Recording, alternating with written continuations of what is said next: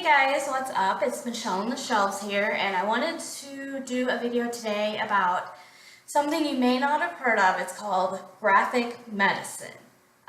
Basically, graphic medicine is the intersection between healthcare and graphic novels and comics.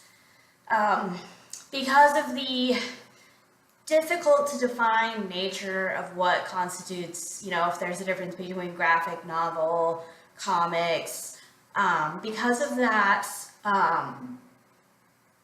there's a looser definition around graphic medicine as well. But basically, if it depicts any kind of health topic, mental health, emotional health, physical health, and it has a majority of pictures or images within the work, it counts as graphic medicine. And I'm going to put a link in the description box to graphicmedicine.org, which is basically a website dedicated to this medium. Now, I am a medical health sciences librarian at the university level, and graphic medicine is a tool not only for medical students, also a tool that those of us who engage in outreach, this might be a particular interest to school librarians as well as to public librarians. And any academic librarians who maybe work with health sciences students, if you are anyone who engages in that kind of education or anything like that for teachers, like graphic medicine is an amazing tool. And currently something I am working on, less important side project at work, is looking through this list. I hesitate to call it a master list, and I got into this because I'm into, manga, graphic novels, comics, the whole gamut of that genre or type of book. And so this is an excellent way to deal with heavy topics, to educate people that might not normally read or be interested in something that's so clearly educational.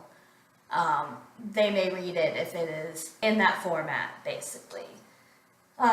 So I'm going to show you a quick stack. I've already done a few. They'll be on my Goodreads. The ones that I currently have that I'm looking through, I have not been able to access all of them. I hesitate to overuse my interlibrary loan at my job.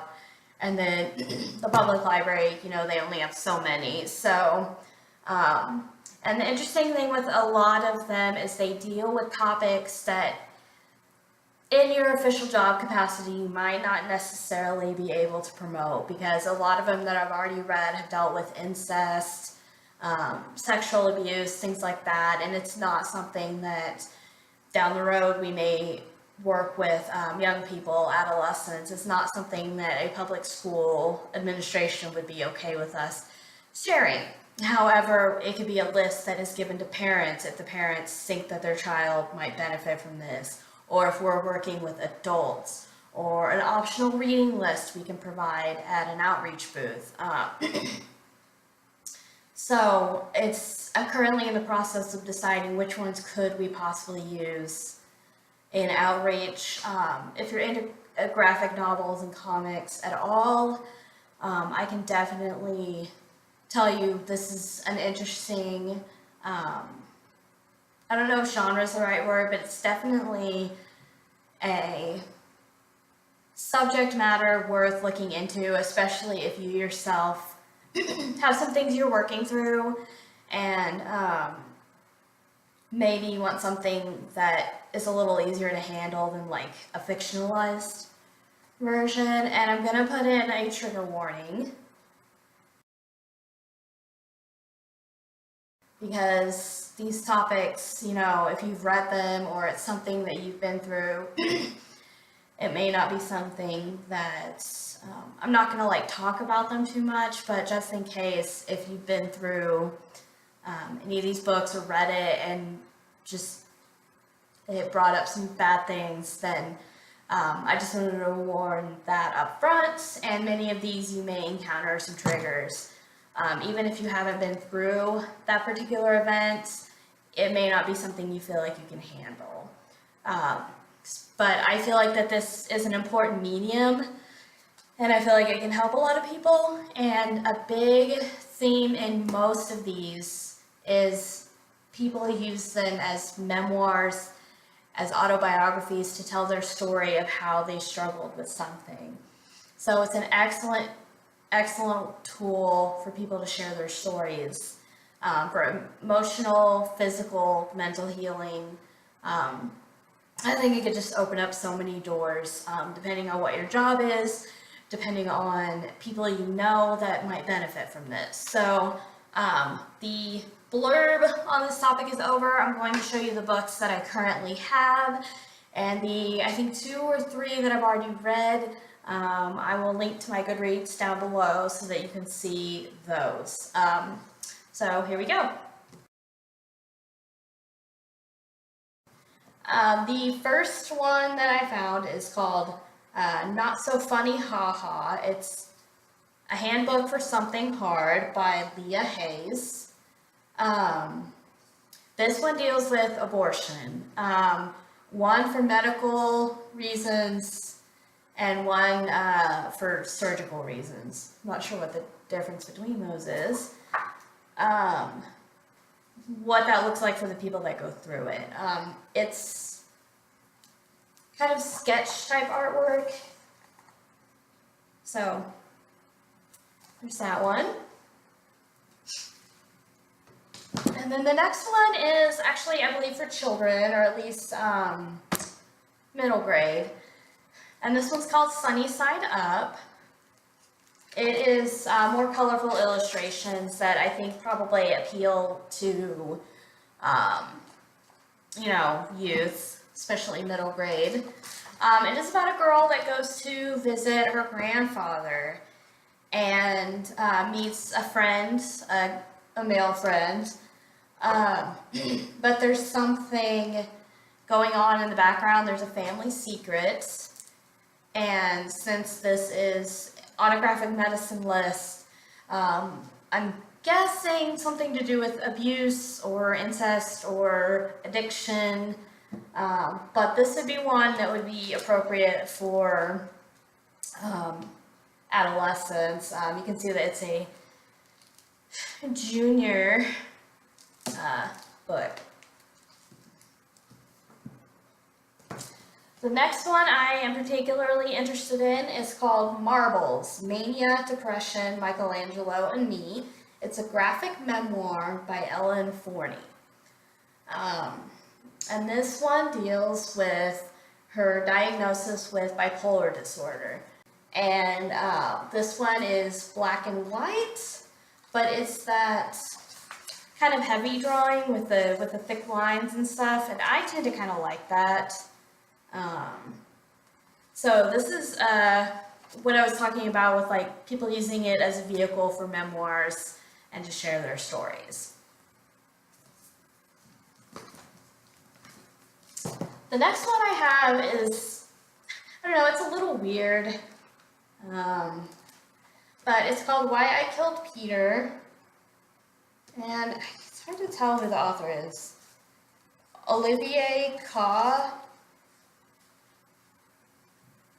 And then the art and color were by 2 different, I think it's French or European or something. And this one deals with sexual abuse and just growing up. And this is about a boy's interactions with an itinerant kind of hippy-dippy priest named Peter. So this one kind of rolls a bunch of things into one. And it is color drawings, but everything's pretty much in these shades. It's pretty interesting. It's obviously it's dark, pretty triggery, and yeah. Again, with the trigger warnings, a lot of these, especially the couple that I've already read, will depict, especially in abuse situations, you'll see everything. And it's one of those situations where you know why it's there and it's meant to make you uncomfortable and convey what they went through. But again, I would not read these if you feel like you cannot handle it. The next one is called Sobriety, a graphic novel. It was written by Daniel Moorer and illustrated by Spencer Amundsen. So it's just about different people trying to get sober from different things. This one is one that is more typically graphic medicine. It's one that's meant specifically to educate people on getting sober and to illustrate people's struggles with it. It's kind of more openly educational than some of the others. And it's got your typical drawing style, like almost more traditional comic style. And this is one I have not started yet. And then the last one that I currently have with me is called Becoming Unbecoming by Una. And this one I've also started, and I really, really like it. Like, I love the shades of gray, the black and white and gray with the red like accents. So like all throughout the book, you'll see these little blips of color, and I love the illustration style. I love the variety of illustrations. It's just a really good book, and it's her intersecting journey with her sexual assault experiences with what was going on during the time. I believe it's like the 70s and 80s. Just her journey from becoming this kind of innocent young lady to dealing with sexual assault and the fallout of it. And the whole thing is it intersects with what's going on in the wider world. This is a pseudonym, and she is both the author and illustrator, so that makes it even more impactful. Yeah, there's just all different types of drawing in there as well. So anyway, that is just a taste of kind of what graphic medicine is. Again, you can find more information in the description box below. If you have any questions about it, you can consult that website, or you can comment below and let me know if you've heard of it, if you've read any graphic medicine, if you recommend any. If you guys like these sort of themed videos like this, let me know. I'm kind of interested in doing more of them going forward. So I hope you guys have a wonderful week.